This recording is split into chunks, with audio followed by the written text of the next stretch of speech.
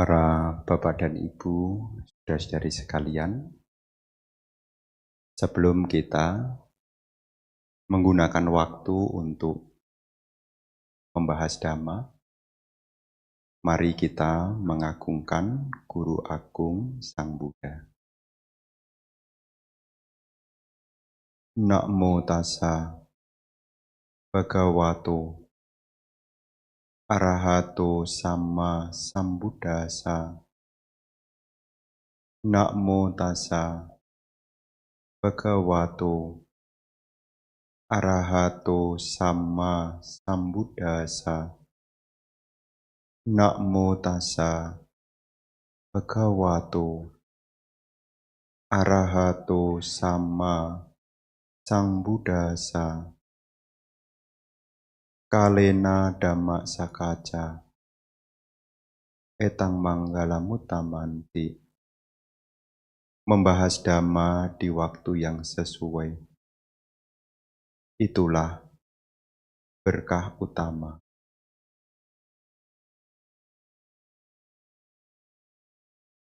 Para Bapak, Ibu, Saudara-saudari,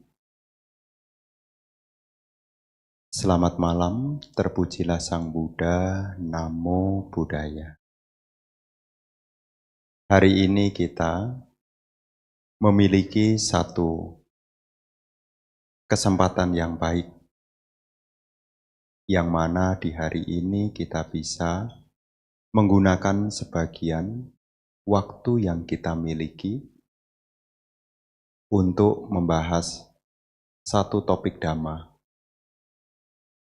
Tema pada malam hari ini adalah pandangan benar, fondasi menuju kesempurnaan. Para Bapak dan Ibu, saudara-saudari sekalian, apa yang menjadi ajaran Sang Buddha tidak lain adalah menuntun kita agar kita dapat mengakhiri penderitaan. Sang Buddha menunjukkan jalan kepada kita agar kita bisa terbebas dari kelahiran berulang-ulang.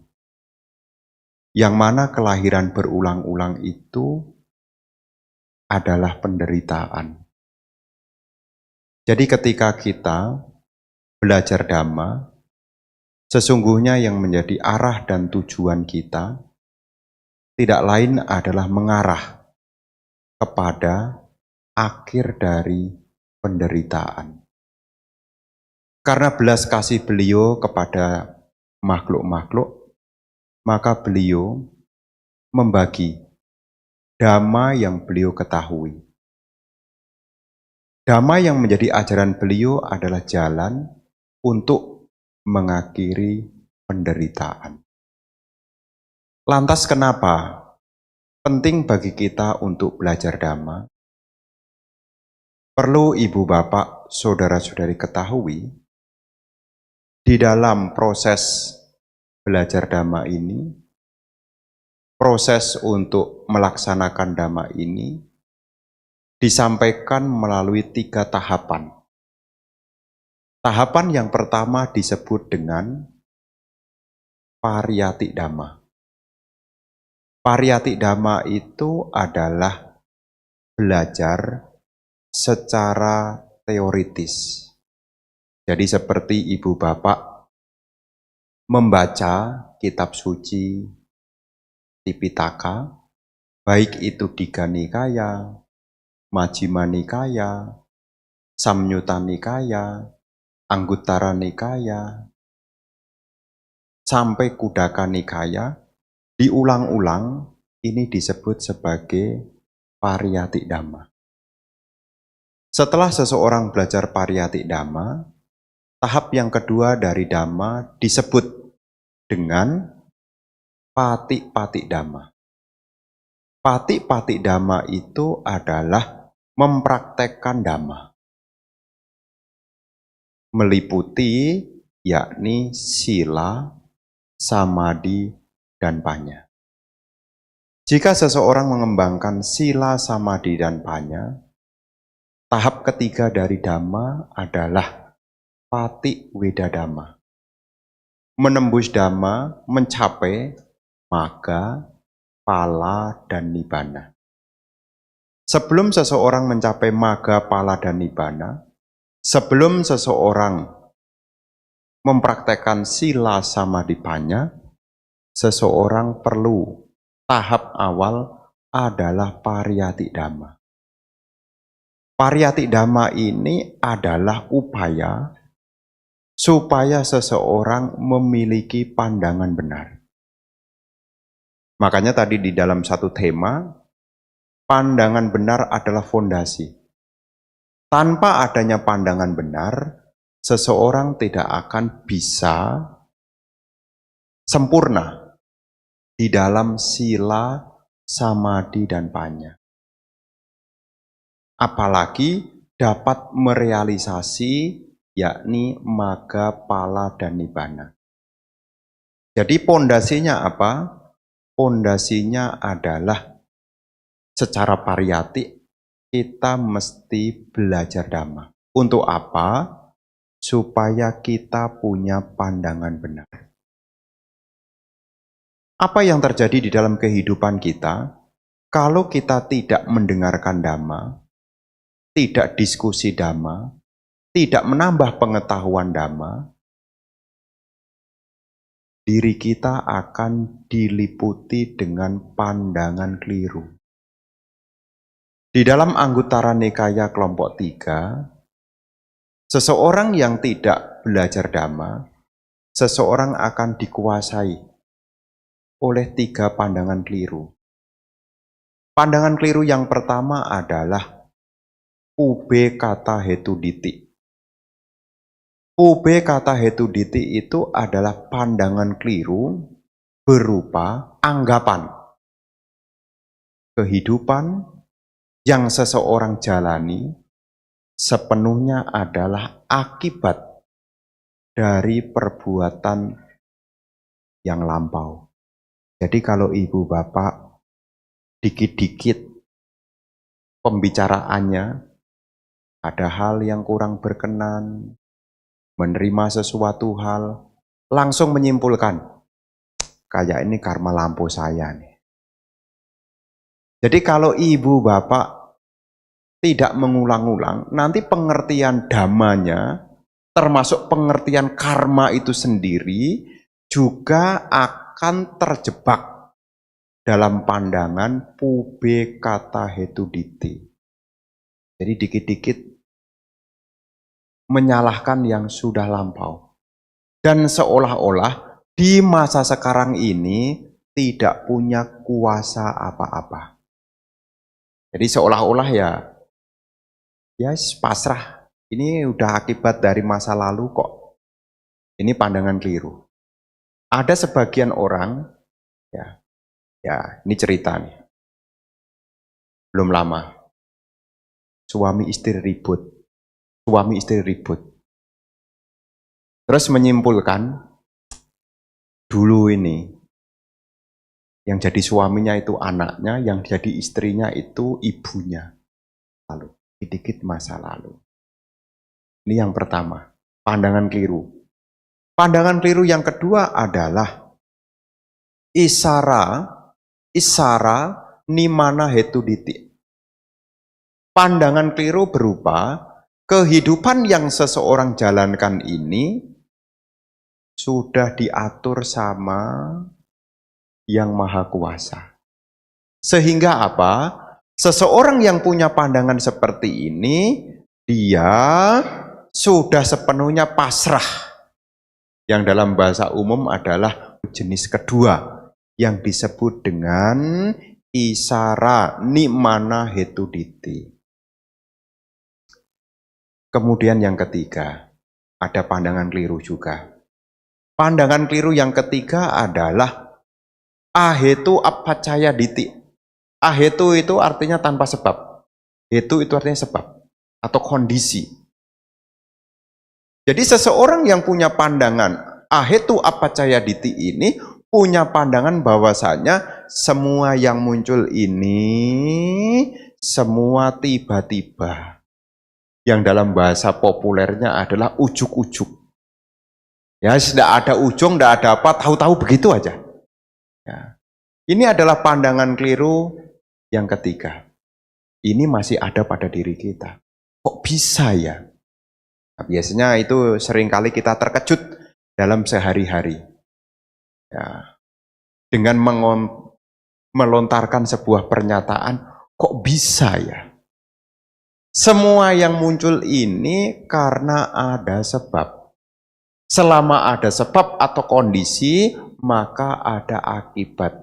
Jadi tidak ada segala sesuatu yang muncul tanpa adanya sebab. Tapi kalau kita punya pandangan keliru, ya kita melihat bahwasanya ini muncul ya tiba-tiba. Ini pandangan keliru. Ada jenisnya, UB kata hetu ditik, ada jenisnya isara mana hetu ditik, ada jenisnya ahetu apacaya ditik. Selain ini juga ada pandangan lain lagi, yaitu sasata ditik. Sasata ditik itu pandangan adanya diri yang kekal. Seolah-olah semua itu ya selalu sama, sasata ditik. Sehingga orang akan melakukan apapun tanpa ada rasa takut. Menganggap ya selamanya, sasata ditik. Ada juga yang kelima ini, uceda ditik. Menganggap bahwasanya setelah kematian tidak ada apa-apa. Uceda ditik. Jadi setelah kematian ya tidak ada apa-apa. Ini juga pandangan keliru. Maka orang ini tidak percaya adanya surga. Dia tidak percaya adanya neraka. Karena dia punya anggapan setelah kematian ini tidak ada apa-apa. Ini pandangan keliru.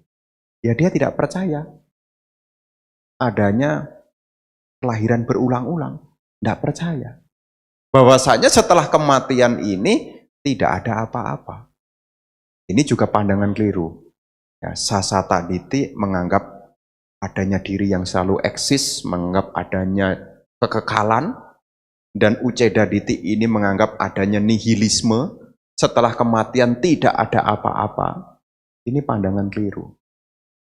Kalau seseorang punya pandangan keliru, maka cara berpikirnya, cara berperilakunya, ini pun juga menjadi keliru. Karena semua itu dimulai dari pandangan. Kalau petanya keliru, arahnya kira-kira bagaimana?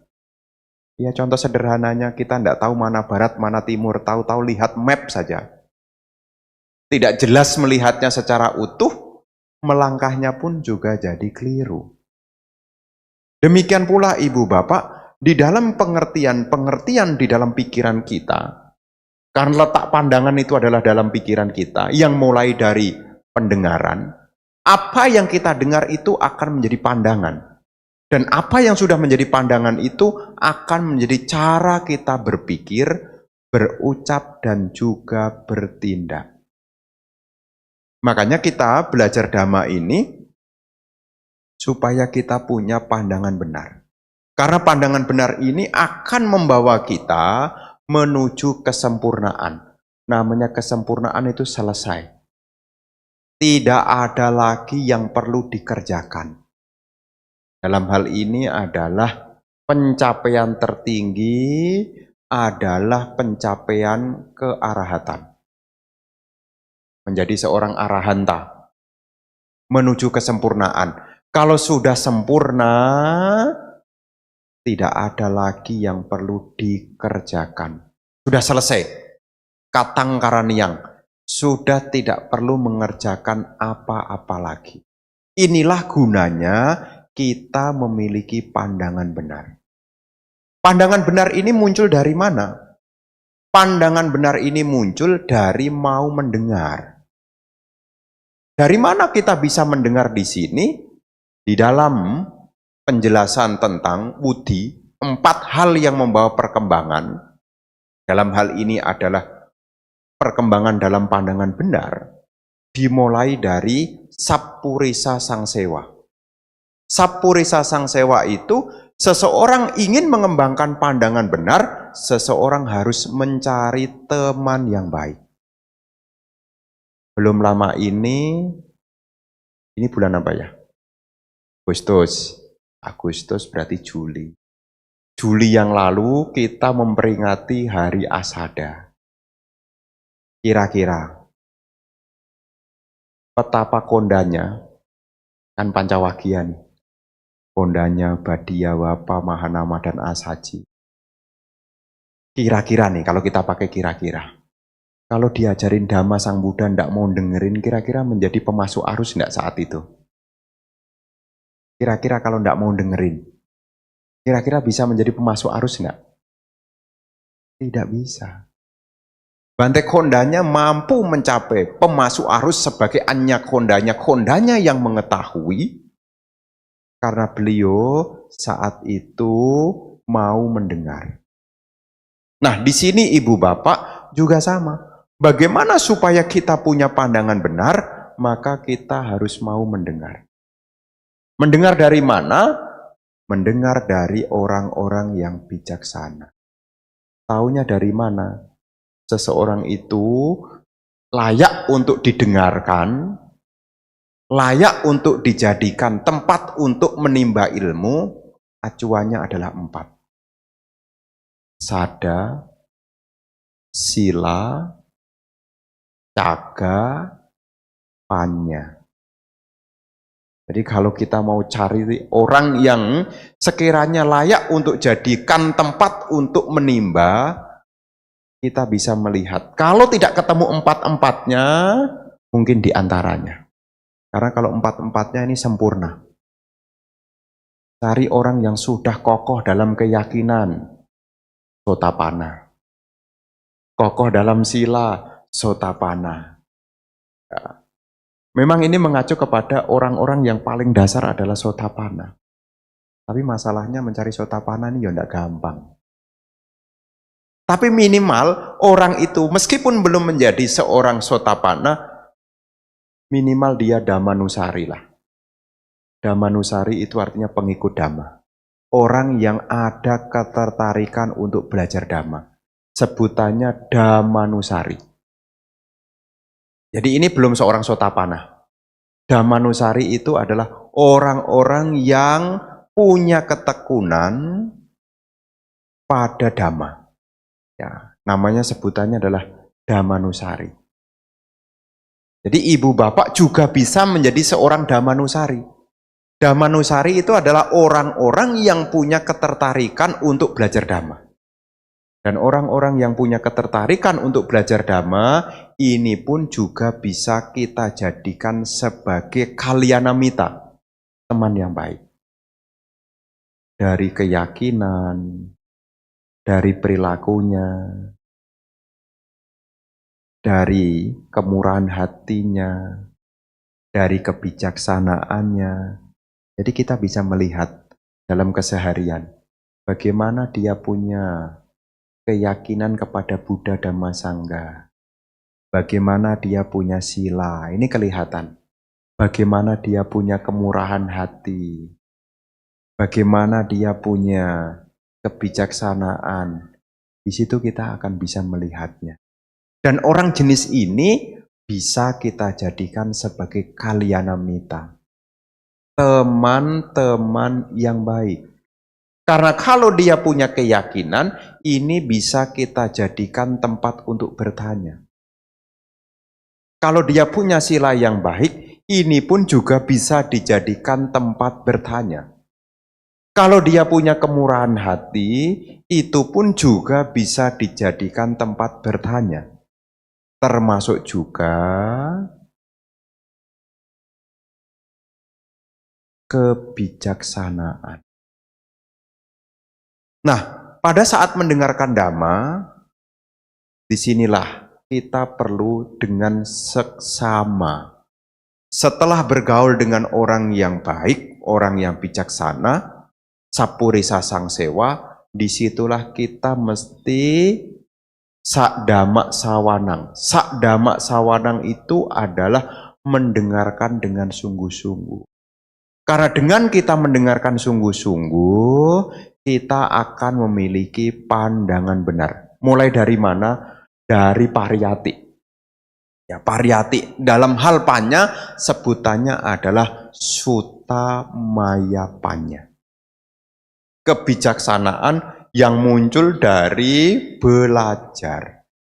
Makanya ketika kita datang ke wihara, ikut puja bakti, ikut kelas dhamma, disitulah kita gunakan mendengar. Dan memang setiap orang ini punya kondisi-kondisi yang tidak sama. Satu dengan yang lain ini beda-beda. Ya kita ini masih putujana. Putujana itu jenisnya macam-macam. Jadi pendengar dhamma itu ada 3 ciri. Ada 3 jenis orang pendengar dhamma. Kadang-kadang sudah mendengar dengan seksama, tapi jenis yang pertama itu seperti bejana yang terbalik. Duduk di ruang dhammasala, ya mendengarkan dengan seksama, tapi tidak masuk.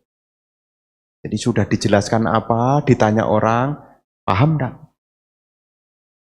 Bahasa apa? Enggak tahu, pokoknya titik-titik tadi ya. Jadi ada jenis orang kalau mendengarkan dhamma itu sulit masuk, seperti perumpamaan bejana yang terbalik. Ini ada jenis yang seperti itu. Jadi meskipun dia ke wihara, duduk juga, mendengarkan juga, tapi dia tidak paham apa yang dia sampaikan. Apa yang dia dengar dia tidak paham. Dari apa yang tersampaikan dia tidak paham. Belum keluar, masih di dhammasala. Ini seperti perumpamaan jenis pendengar seperti bejana yang terbalik. Itu jenis orang, sadama pendengar dhamma. Ada pendengar dhamma yang kedua, seperti pemangku kebijaksanaan. Namanya pemangku. Pemangku itu duduk sambil berpangku. Saat duduk dia ngerti, saat bangun dia lupa. Nah, ini jenis yang kedua. Diibaratkan di dalam sutta seperti orang yang sedang duduk bersila, kemudian tangannya begini, merangkul begini, kemudian dia dikasih biji-bijian seperti kacang, biji-bijian seperti kacang-kacang hijau, kacang tanah. Ketika dia bangun, maka jatuh semua. Ini jenis orang pendengar dhamma jenis kedua. Saat duduk dia paham, setelah berdiri dia lupa. Ada jenis yang begitu. Ada jenis yang ketiga, seperti wadah yang menghadap ke atas. Yang mengerti apa yang disampaikan.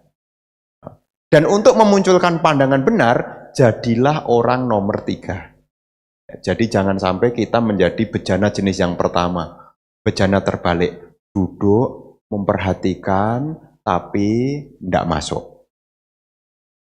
Atau jenis yang kedua, saat duduk paham, setelah berdiri, lupa. Tapi sebisa mungkin kita ada berapa persen lah yang masuk ke dalam diri kita, yang diumpamakan seperti halnya bejana yang bukan terbalik, tapi menghadap ke atas. Jadi apa yang dituang bisa masuk.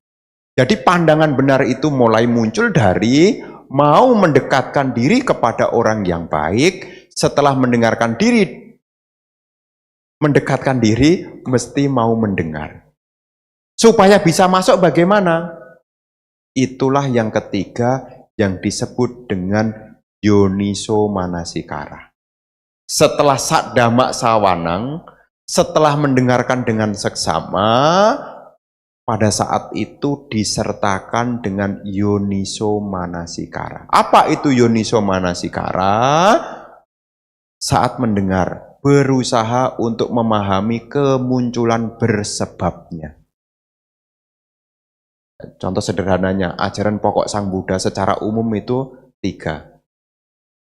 Sabapapasa akaranang, kusala supa sampada, sacita pariyodapanang, etang Buddha nasasana. Tak berbuat keburukan, senantiasa menambah kebajikan, mensucikan pikiran sendiri. Dan kalau Anda mendengar ini, sebetulnya Anda juga boleh bertanya, mengapa? Jadi Anda saat mendengar, Anda bertanya, apa sebabnya? Tak berbuat jahat, apa sebabnya? Dan apa akibatnya kalau berbuat jahat? Apa sebabnya kalau kita berbuat baik dan apa akibatnya kalau kita berbuat baik? Apa sebabnya kalau kita tidak melatih pikiran dan apa akibatnya jika kita membersihkan pengotor batin? Ini adalah yoniso manasikara. Jadi kalau kita mendengar tidak hanya pokoknya percaya aja. Jangan, ya, jangan. Kita belajar Dhamma itu supaya berkembang, supaya muncul pandangan yang benar, disertakan yoniso manasikara. Karena sang pembabar itu kadang-kadang juga masih salah juga. Bisa salah juga. Kok bisa, Bante? Ya namanya juga masih berlatih. Kalau sudah sempurna, ya tidak mungkin salah. Ini bukan membenarkan. Tetapi ini sebagai cara untuk apa? Memunculkan, yakni kebijaksanaan. Yoniso manasikara.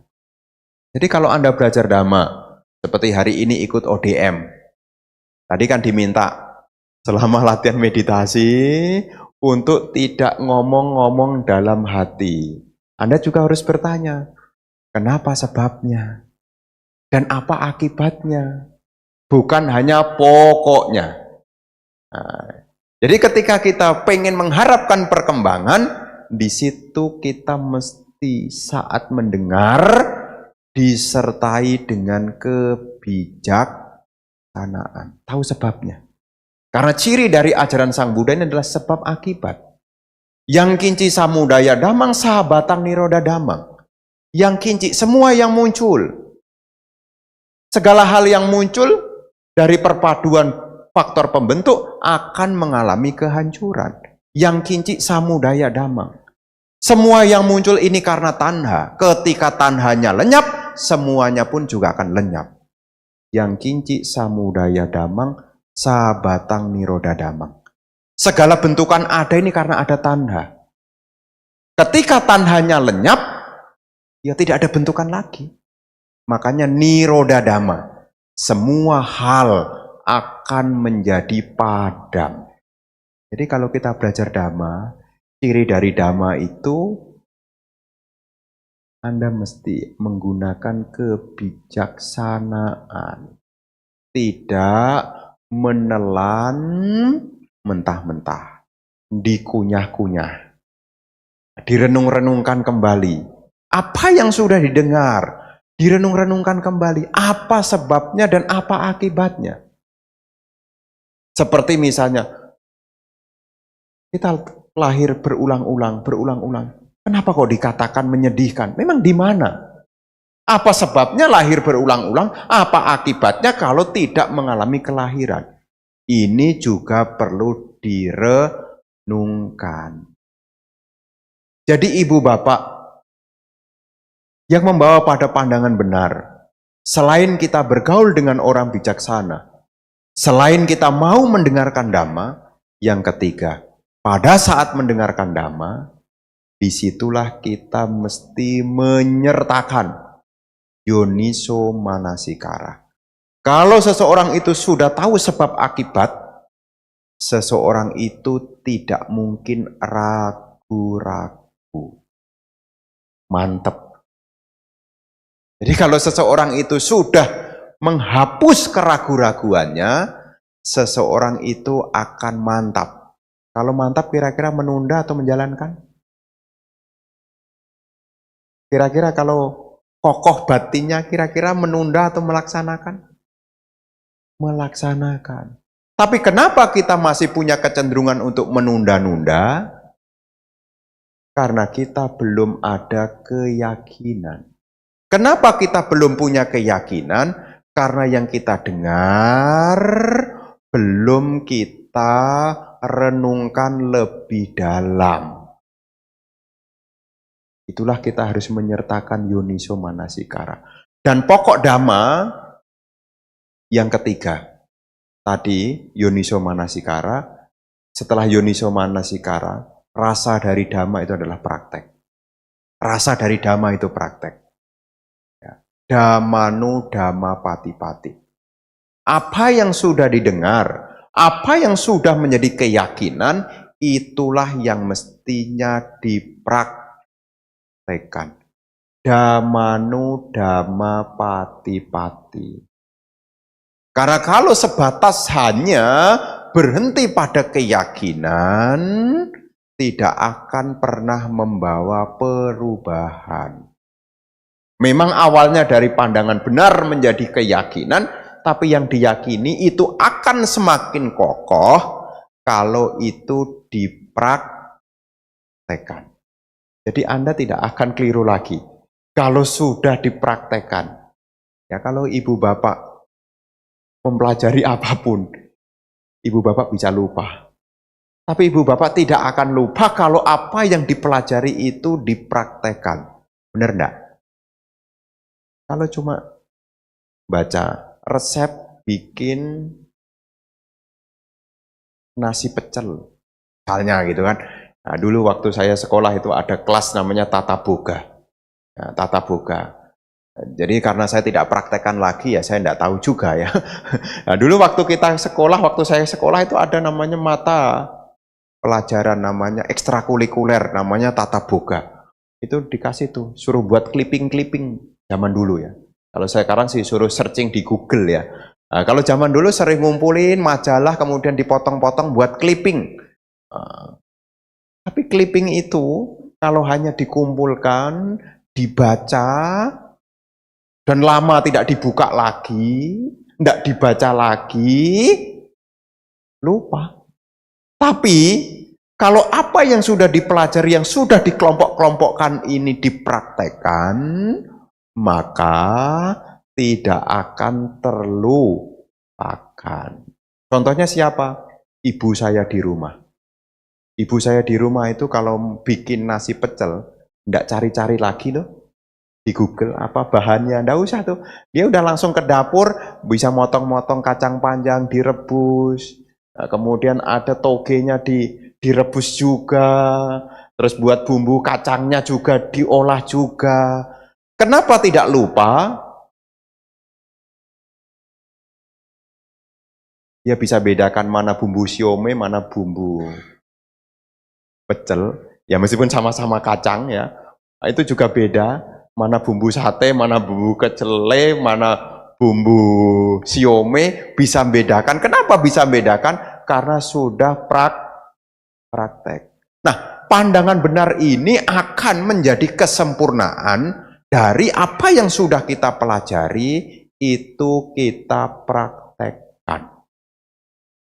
Dari yang paling sederhana. Dari dana, dari sila, dari samadhi.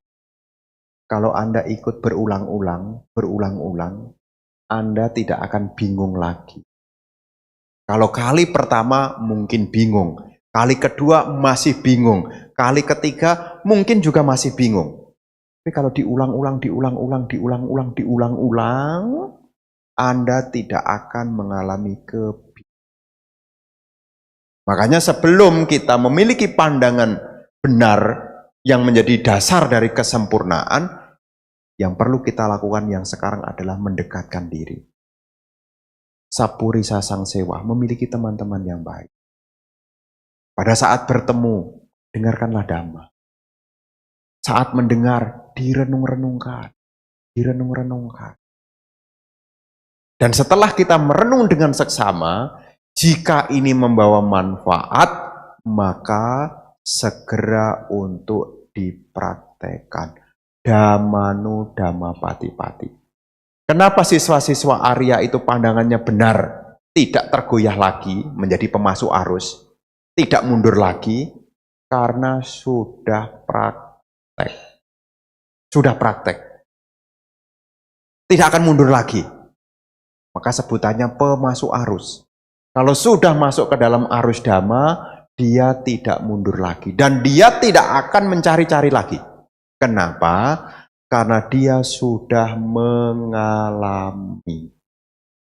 Nah, kita-kita yang belum mengalami, kadang-kadang masih mencari sana, mencari di sini.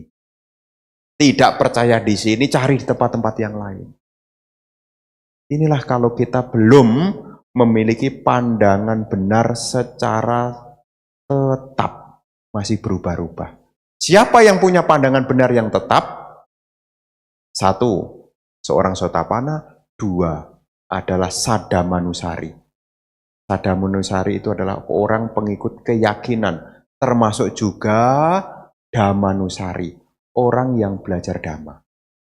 Nah, kalau orang merawat dirinya di dalam keyakinan, orang merawat dirinya di dalam belajar Dhamma, maka pandangan benar akan muncul. Karena pandangan benar itu seperti peta. Sebelum seseorang sampai di tujuan, seseorang tidak mungkin salah arah. Dan sebagai umat Buddha, kenapa pandangan benar itu penting? Karena ini menjadi map, peta untuk mengakhiri penderitaan. Maka letak pandangan benar itu di atas. Dalam jalan mulia bersur 8, letak pandangan benar itu paling atas. Karena kalau pandangannya benar, maka berikutnya akan menjadi benar. Tapi kalau pandangannya keliru, ke bawahnya juga akan menjadi keliru. Jadi kalau pandangannya benar, pikirannya jadi benar, ucapannya jadi benar, perbuatannya jadi benar, penghidupannya jadi benar, usahanya jadi benar, perhatiannya jadi benar, termasuk ketenangan benar atau konsentrasi benar. Dimulai dari mana? Pandangan benar. Makanya merawat pandangan itu penting.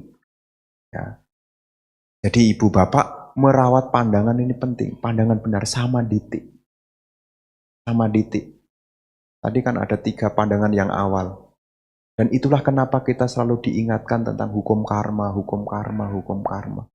Supaya apa? Kita punya pandangan benar. Diingatkan ada hukum sebab akibat, termasuk kita juga belajar Paticcasamuppada, memahami tentang pancakanda. Kenapa itu semua perlu kita pelajari? Supaya kita punya pandangan benar. Karena kalau kita tidak punya pandangan benar, pilihannya 2. Kalau tidak pandangan benar, pasti pandangan salah. Jadi pandangan itu tidak ada pandangan abu-abu. Nah, jadi kalau tidak benar ya pasti salah. Jadi kalau sudah pandangannya salah, ya berikutnya akan jadi salah. Makanya pandangan benar ini perlu kita rawat. Ya sehari-hari kita juga perlu belajar Dhamma, diskusi Dhamma, supaya kita punya pandangan benar. Kalau di luar tuh banyak pandangan macam-macam. Termasuk Anda, kalau tidak punya pandangan benar, Anda juga tidak yakin setelah kematian ini ada surga dan neraka, kalau tidak punya pandangan benar. Di zaman Sang Buddha itu juga ada yang pernah bertanya kepada Sang Buddha. Ya, itu tentang Payasi Sutta. Payasi Sutta itu ada di Digha Nikaya. Nanti kalau ibu bapak punya waktu, nah, baca. Payasi Sutta itu bercerita tentang apa? Seorang perumah tangga yang bernama Payasi tidak percaya tentang setelah kematian ini ada alam surga. Kenapa? Dia cerita ke Sang Buddha. Buktinya yang sudah meninggal tidak pernah kasih laporan. Nah, itu salah satunya di Payasi Sutta. Memang ada surga. Ya. Kalau memang ada, kenapa yang sudah meninggal, sanak leluhur kita yang sudah meninggal, kenapa tidak pernah kasih laporan? Kalau ada surga. Sebaliknya, kalau memang ada neraka, kenapa orang yang di neraka itu juga tidak pernah kasih laporan kepada kita yang ada di alam manusia? Nah, itu ada di situ. Yang diumpamakan, kenapa orang yang lahir di alam surga tidak memberi laporan? Di sutta itu disampaikan seperti orang yang semula jatuh di selokan yang baunya kotor, kemudian dia memakai baju yang wangi. Kira-kira pengen nyemplung lagi enggak? Itu perumpamaan di sana. Kalau seseorang sudah lahir kembali di alam bahagia, dia tidak ada keinginan untuk tengok ke sini. Sebaliknya yang di alam neraka, kalau orang itu sedang masuk di siksaan, siksaan itu tidak ada cuti, tidak ada libur, maka tidak bisa memberi laporan. Itu ada dalam perumpamaan di dalam Payasi Sutta. Dan di dalam Payasi Sutta itu nanti juga ada ending cerita tentang surga yang kosong. Artinya surganya kosong itu lahir di alam surga tidak punya pembantu. Nah, karena apa? Waktu dia berbuat baik, berdana tidak dengan kesungguhan hati. Jadi dia tidak memberi pelayanan, maka lahir kembali di alam surga, dia tidak punya pelayan. Nah itu nanti dibaca. Judul sutanya adalah Payasi Sutta. Nah ini mengingatkan kepada kita, jangan sampai kita punya keyakinan yang keliru tentang tidak ada kelahiran kembali.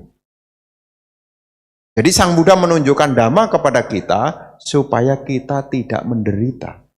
Bagaimana supaya kita tidak menderita?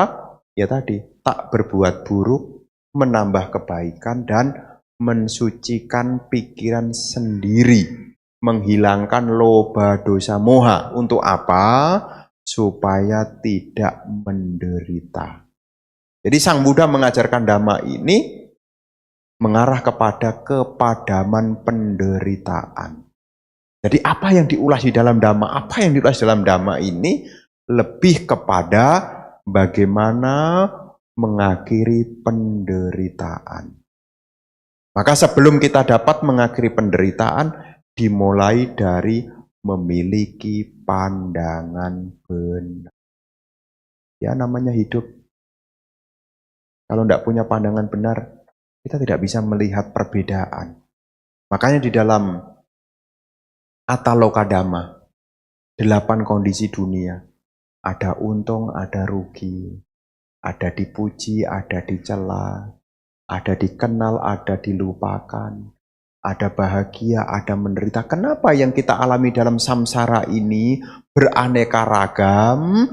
Karena perbuatan yang kita lakukan, baik di lampau maupun di sekarang, ini pun juga beraneka ragam. Makanya apa yang kita terima pun juga beraneka ragam.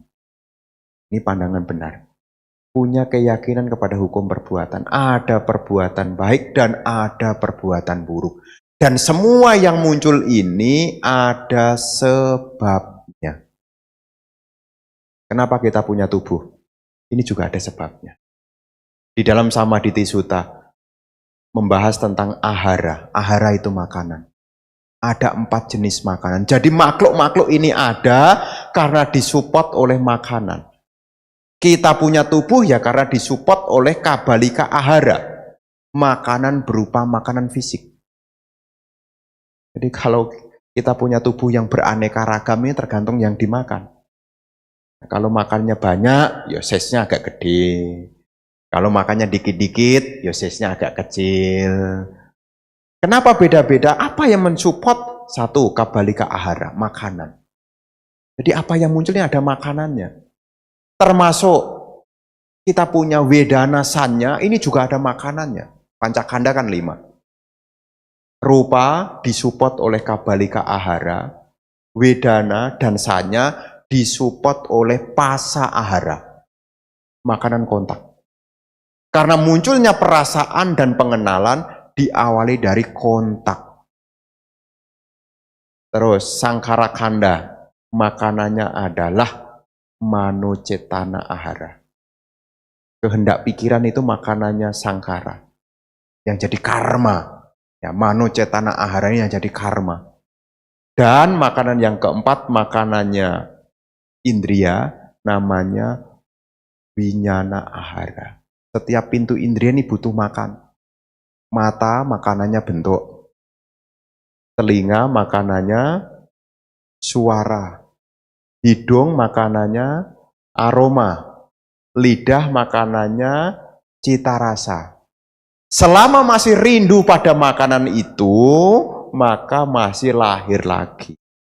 Kalau sudah dibuang nafsu keinginan pada makanan itu, maka tidak akan lahir kembali. Jadi kalau tidak rindu pada makanan baik kasar maupun halus, tidak rindu pada kontak, tidak rindu pada bentuk-bentuk pikiran, tidak rindu pada makanan indria, maka dengan padamnya makanan, maka tidak ada yang dimakan. Karena tidak ada yang dimakan, maka tidak ada kemunculan. Jadi semua yang ada ini muncul karena makanan. Itu seperti di Sutta Eka Mata King. Apakah yang satu itu makanan? Kenapa? Karena makhluk-makhluk hidup muncul di dunia ini terus lahir kembali karena masih disupport oleh makanan. Makanya nanti kalau baca di dalam ahara, ada 4 jenis ahara, itu tidak lain adalah makanannya pancakanda.